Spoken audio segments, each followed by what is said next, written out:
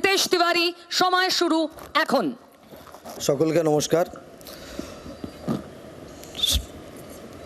আমরা মনে করি এসআইআর নিশ্চিতভাবে এই রাজ্যে নির্বাচনের মধ্যে একটি যে ইস্যু আছে সেটা হয়তো থাকবে, কিন্তু আমরা ভারতীয় জনতা পার্টির পক্ষ থেকে শুধু এসআইআর নয়, তৃণমূল কংগ্রেসের 15 বছরের শাসন, সেই শাসনের যে ব্যর্থতা সেটাকে সামনে রেখেই আমরা এই নির্বাচনের মধ্যে যাব।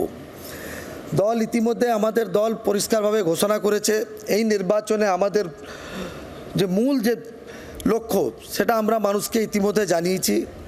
এই রাজ্যে আমরা দেখলাম কদিন আগে সুপ্রিম কোর্ট বলল যে পে কমিশন, 6th পে কমিশনের যে দাবি সেটা পূরণ করতে হবে। আমরা দেখলাম দিদিমণি আজকেই সুপ্রিম কোর্টে তারা এফিডেভিট দিয়ে বললেন এত দ্রুত সেই টাকা দেওয়া যাবে না।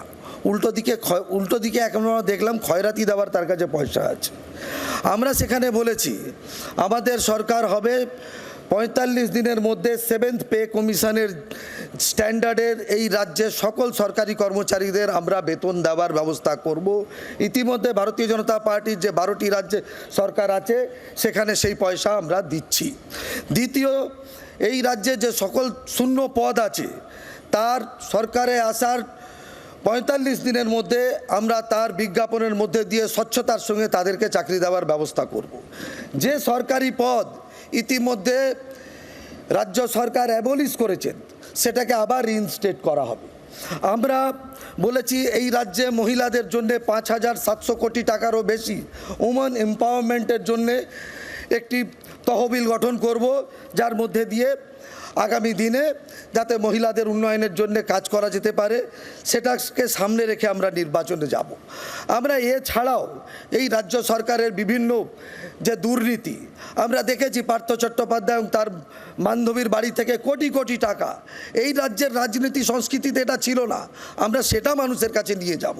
তৃণমূল কংগ্রেস যতই চেষ্টা করুক যে তারা এসআইআরের মধ্যে গণ্ডি তৈরি করে দেবে এবং তাতে আমরা রেসপন্ড করব না, আপনারা সেটা চেষ্টা করতে পারেন। আমরা মানুষের ইস্যু নিয়েই আমরা নির্বাচনে যাব। দ্বিতীয় কথা, আমার বন্ধু শতরূপ বা ভাই সায়ন যে কথা বললেন যে মানুষের ইস্যু, হ্যাঁ আমরা মানুষের জন্য রাজনীতি করি। বিগত 5 বছরে এই রাজ্যের বিরোধী দলের নেতা শুভেন্দু অধিকারী যেভাবে তৃণমূল কংগ্রেসের সরকারের বিরুদ্ধাচারণ করেছেন তার বিরুদ্ধে 150-র বেশি কেস হয়েছে। 5 বছর তৃণমূল এই সরকার 15 বছর পুরো হলো। আমি আপনাদেরকে প্রশ্ন করতে চাই, প্রথম 5 বছর বিরোধী দলের নেতার নাম কি?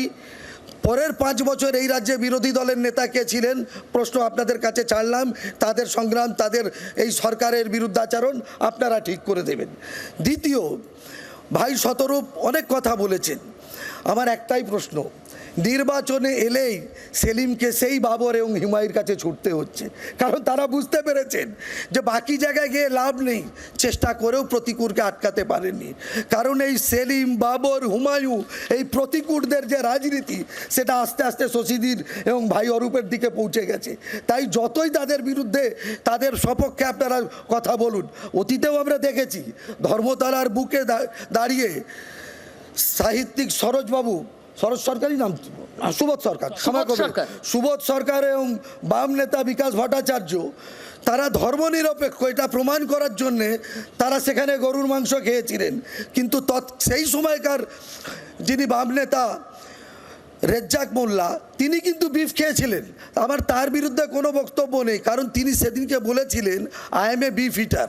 আমাকে বলা হয়েছিল যার যা ইচ্ছে সেটা খাবে, আপনারা সে কোনো দিন শুয়োরের মাংস খাবে না, কিন্তু এরা ওখানে জোর করে গরুর মাংসকে ধর্মনিরপেক্ষ সাজার চেষ্টা করবে। আমাদের এই ধরনের কোনো দ্বিচারিতা করার দরকার নেই।